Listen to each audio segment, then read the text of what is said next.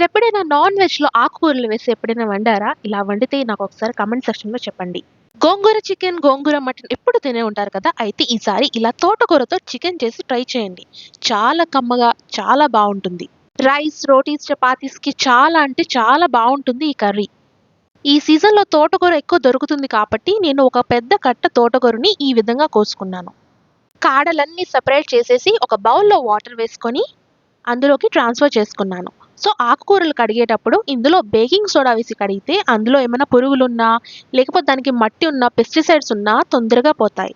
So, ఎప్పుడైనా ఇలాగే try చేయండి. ఇది మంచి రిజల్ట్ కూడా. సో, ఈ విధంగా 2-3 సార్లు బాగా కడుక్కొని పక్కన పెట్టుకున్నాను. ఇప్పుడు కర్రీ కోసం కుక్కర్ పాన్‌ని స్టవ్ మీద పెట్టుకొని 2-3 టేబుల్ స్పూన్ వరకు ఆయిల్ వేసుకున్నాను.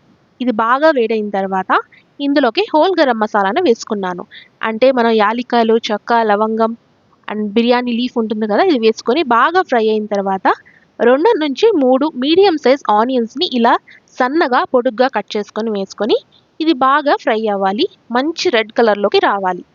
ఇలా ఫ్రై అయిన తర్వాత ఇందులోంచి 3-4 పచ్చిమిర్చి కూడా వేసి ఫ్రై చేసుకున్నాను. ఆనియన్స్ బాగా ఫ్రై అయిన తర్వాత ఇందులోకి ఒక టేబుల్ స్పూన్ వరకు అల్లం వెల్లుల్లి పేస్ట్‌ని వేసి మగ్గించుకున్నాను. సో, మనకి ఇది ఆయిల్ సెపరేట్ అయిపోయేంత వరకు మనం దీన్ని బాగా ఫ్రై చేయాలి లో ఫ్లేమ్ మీద. అప్పుడే మనకి బాగా ఫ్లేవర్స్ వస్తాయి. సో, ఇలా చూడండి ఇక్కడ అయితే మనకి ఇప్పుడు ఆయిల్ అయితే సెపరేట్ అయిపోయింది. ఇప్పుడు మనం నీట్‌గా వాష్ చేసి పెట్టుకున్న చికెన్‌ని వేసుకున్నాను. ఇక్కడ నేను ½ కిలో వరకు చికెన్‌ని తీసుకున్నాను. ఇప్పుడు ఈ చికెన్ హై ఫ్లేమ్‌లో పెట్టుకొని మూత పెట్టుకొని విజిల్ లేకుండా మగ్గించండి. ఒక 5-7 మినిట్స్ వరకు బాగా మగ్గిన తర్వాత మనం రెగ్యులర్‌గా వాడే ఇంట్లో మసాలాలు ఉంటాయి గదా! పసుపు అండ్ మన కారానికి తగినంత కారం, ధనియాల పొడి, ఉప్పు వేసుకొని బాగా కలుపుకోవాలి. చికెన్‌ని ఎప్పుడు కూడా హై ఫ్లేమ్‌లోనే మనం మగ్గించుకోవాలి. ఎందుకంటే లో ఫ్లేమ్ మీద మగ్గిస్తే అది రబ్బర్‌లాగా సాగిపోతుంది అని గుర్తుపెట్టుకోండి. సో, ఇలా మసాలాలన్నీ వేసి ఒకసారి బాగా కలుపుకోండి. కలుపుకున్న తర్వాత మనం వాష్ చేసి పెట్టుకున్న తోటకూరని ఇందులోకి ట్రాన్స్‌ఫర్ చేసుకుందాము.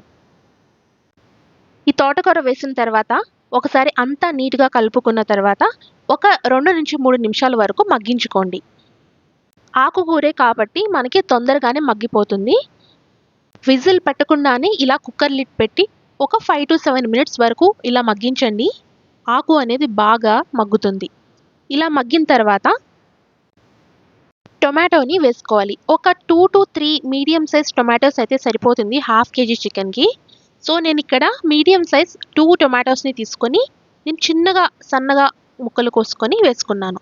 ఇందులోకి 1 స్పూన్ వరకు గరం మసాలా అండ్ తగినన్ని వేడి నీళ్లు, కొంచెం కొత్తిమీర వేసి కుక్కర్ మూత పెట్టుకోవాలి. ఇక్కడ నేను వేడి నీళ్ళు ఎందుకు యాడ్ చేశాను అంటే, ఇలా యాడ్ చేయడం వల్ల గ్రేవీ మంచిగా వస్తుంది. యాడ్ చేసిన తర్వాత ఇదే స్టేజ్‌లో మనకి ఉప్పైనా, కారమైనా అడ్జస్ట్ చేసుకొని మనం కుక్కర్ మూత మూత పెట్టుకొని మీడియం ఫ్లేమ్‌లో 2 విజిల్స్ రానివ్వాలి. హై ఫ్లేమ్‌లో అయితే 4-5 విజిల్స్, మీడియం ఫ్లేమ్‌లో అయితే 2-3 విజిల్స్ అయితే సరిపోతుంది. మంచిగా కుక్ అయిపోతుంది. ఈ రెసిపీని ఒకసారి ట్రై చేయండి. మీ ఫ్యామిలీ అండ్ ఫ్రెండ్స్‌కి షేర్ చేయడం మర్చిపోవద్దు. ఈ వీడియో నచ్చినట్లయితే లైక్ చేయడం మర్చిపోవద్దు. మీరు ఈ వీడియో ఎక్కడి నుంచి చూస్తున్నారో నాకు కామెంట్ సెక్షన్‌లో చెప్పండి. Thanks for watching. ఇంగ్రీడియెంట్స్ మొత్తం నేను డిస్క్రిప్షన్ బాక్స్‌లో ఇస్తాను. చెక్ చేయండి. Thanks for watching. Like, share and subscribe.